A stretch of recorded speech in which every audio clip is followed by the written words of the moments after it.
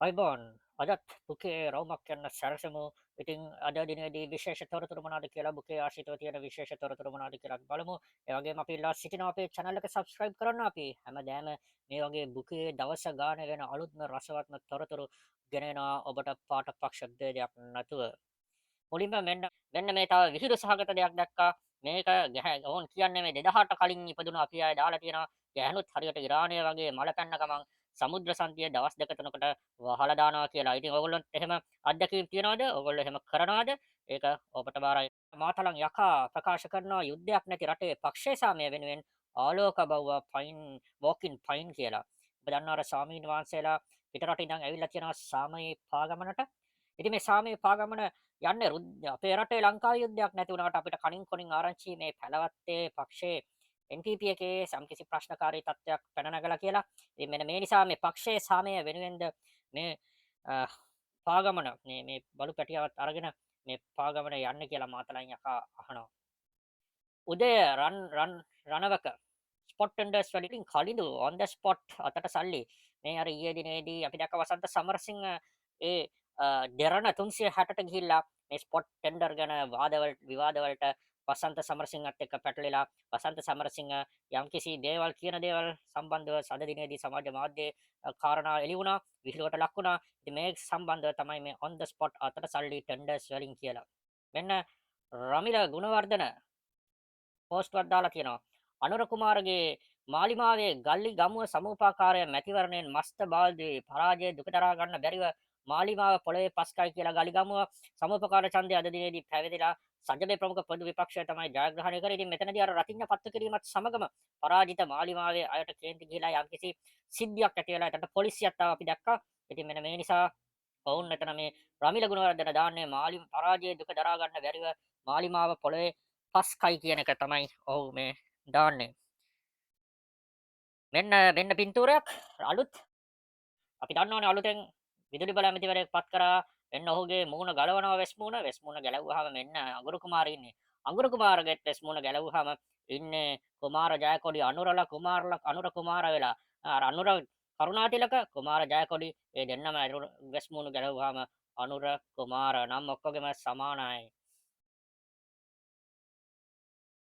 මෙන්න අරවින්ද හබක්කල කුට්ටම කොච්චර අනුවත් කැලණිය එකෙක්මයි උඩට එන්නේ කියලා කියනවා. ඔව් අපි දකිනවා ඉතින් මේ ගල්ලඟුරු ඇමති අයින් කරාට පස්සේ ඔහු අයින් කරාට පස්සේ අනුරගේ අතිජාත මිත්‍රාව අයින් කරාම නැවතත් කැලණියේම ඔහුගේ මිත්‍රයෙක් වෙච්ච අනුර කරුණාතිලක තමයි පත් කරේ. ඉතින් රවින්ද්‍ර හබක්කල අහන් කියන්නේ කොච්චර කොහෙන් ගත්තත් අනුරට වෙන මිනිස්සු හවු වෙන්නේ කැලණියේ බැච් එකේ මිනිස්සෙක්ම තමයි හම්බ වෙන්නේ කියලා.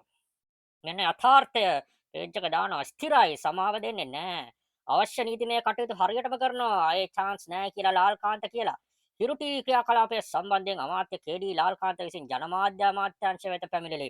හිරු අර නම් මේ ඔහුගේ වත්කම් වල නම්බර ටිකක් පටලවා ගත්තනේ. ඊට පස්සේ සමාව ඉල්ලුවට ඔහු කියලා ලාල්කාන්ත මෙන්න තදින්ම ඉන්නවා. සමාව දෙන්නේ නැහැ. පැමිණිලි කළා තියෙන්නේ මේ ජනමාධ්‍ය අමාත්‍යාංශයට නික්සි දඩුවම් මේ බොරු කරන හිරු මාධ්‍යයට ලබා දෙන්න කියලා ලාල්කාන්ත ගේම අතාරින් නැති ස්වභාවයක් තමයි අපිට මෙතන පෙන්눔 කරන්නේ.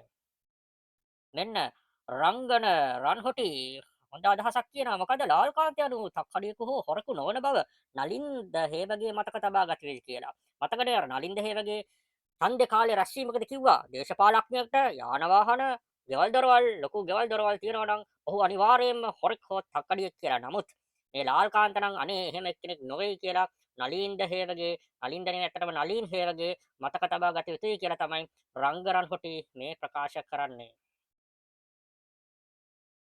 මෙන්න අභීත දිරසිංහ පෝස්ටුවක් දාලා අපිට මතක් කර සිටිනවා ඔයාලට හැමෝටම සුබ උදෑසනක් කියලා මේ අනුරගේ පොරොන්දු 2025 මාර්තු 30ට මෙන්න කියලා 2025 අප්‍රේල් 21ට පෙර පාස්කු දින ප්‍රහාරයේ රහස් එළියට CID සූදානමින් බව කියලා අනුර කියලා. හැබැයි දැන් අවුරුද්දකුත්ත් ගිහිල්ලා 2026 අප්‍රේල් 21ත් ඇවිල්ලා මේ සම්බන්ධව කිසිම දෙයක් වෙලා නැහැ කියලා තමයි අභීත එදිරිසිංහ මතක් කරන්නේ.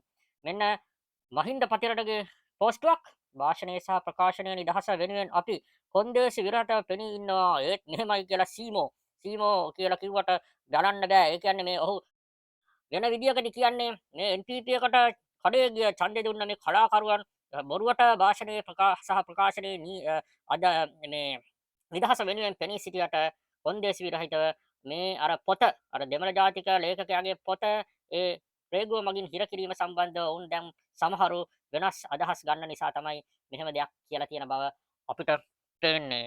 මෙන්න අජිත් පෙරකුම් ජයසිංහගේ පෝස්ටුවක් ආලෝක නිසා මහා මොලකරුගේ වෛරය ප්‍රකාශ වලට අවධානය අඩු වී කියලා. ආලෝකා ගෙන්වීම මේ පාගමන හරියටම අද පාස්කුදා ප්‍රහාරය දවසේම සිද්ධ වෙච්ච නිසා තමයි මේ මොහු මෙහෙම කියන්නේ. අර මහා මොලකරු සම්බන්ධව වෛරී ප්‍රකාශ කිරීම ඒ පාස්කු සිද්ධිය සම්බන්ධ අවධානය වෙන අටකට ගියාදෝ කියලා තමයි මේ අජිත් පෙරකුම් ජයසිංහ ප්‍රකාශ කරන්නේ.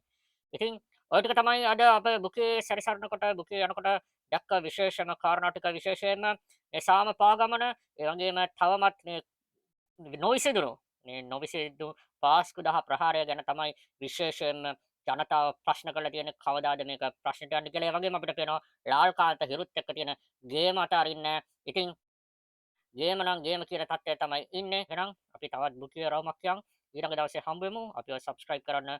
ඔබට සුබ දවසක්.